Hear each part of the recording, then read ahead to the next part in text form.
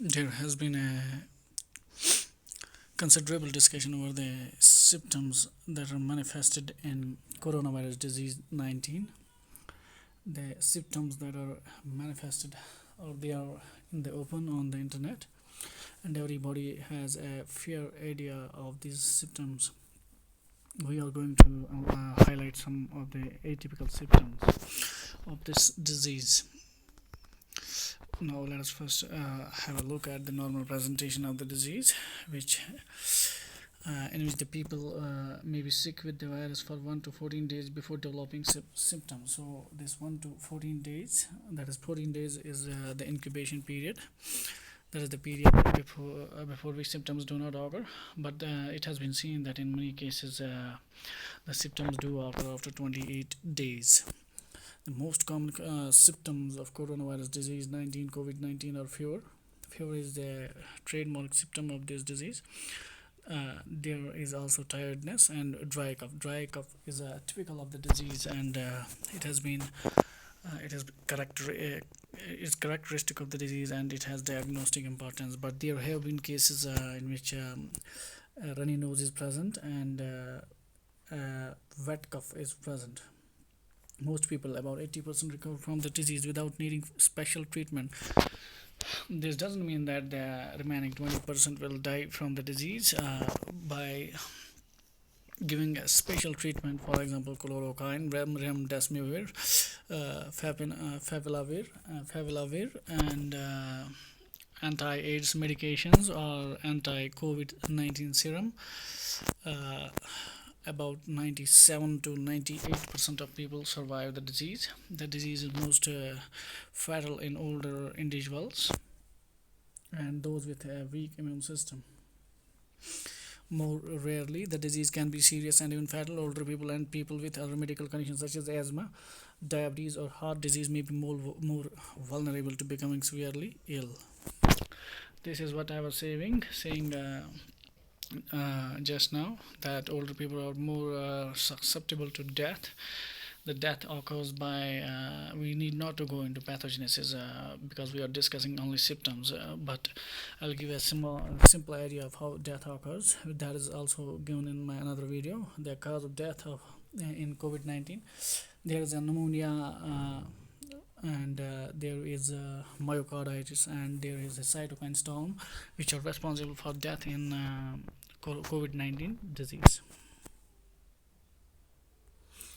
People may also experience cough, which is of the dry type. Fever is very high, and constant tiredness is also experienced. Difficulty breathing, severe cases.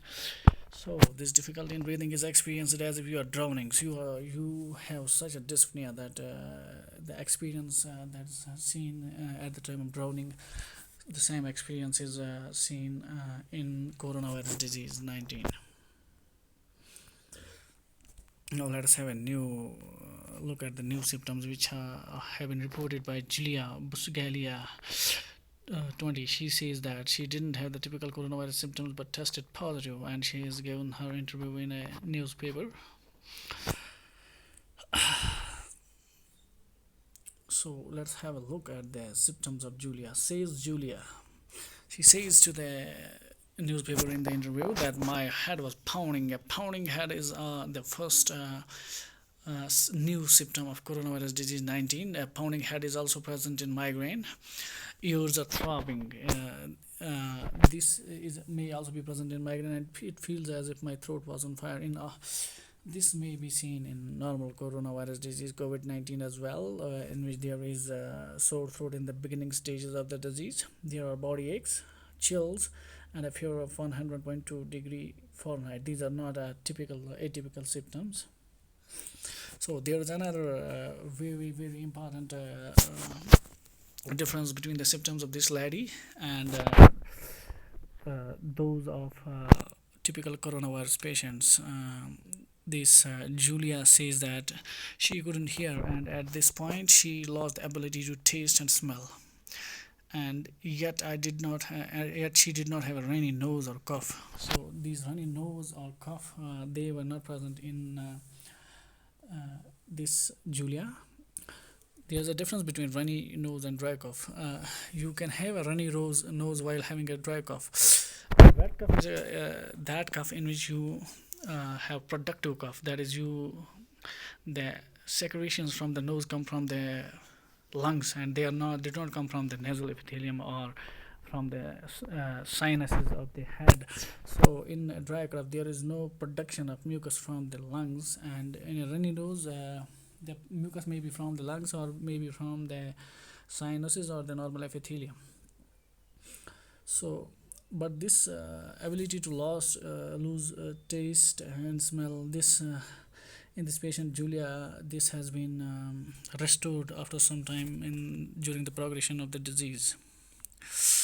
So the neurotransmission route is now let's discuss the neurotransmission route. Now we are done with the new symptoms. Now you have a fair idea of what are the symptoms: loss of taste, loss of smell, loss of hearing ability, and hearing ability has is also lost to some extent, and there are more symptoms which we need to repeat. That is pounding of head and ears, throbbing of the ear. The neurotransmission route that we were talking about is the fecal oral route, because there are early gastrointestinal symptoms in the disease, and as a result the fecal oral route was implicated in the transmission, and now it has been sort of confirmed. There's a study which says that COVID-19 is also spread by fecal oral route.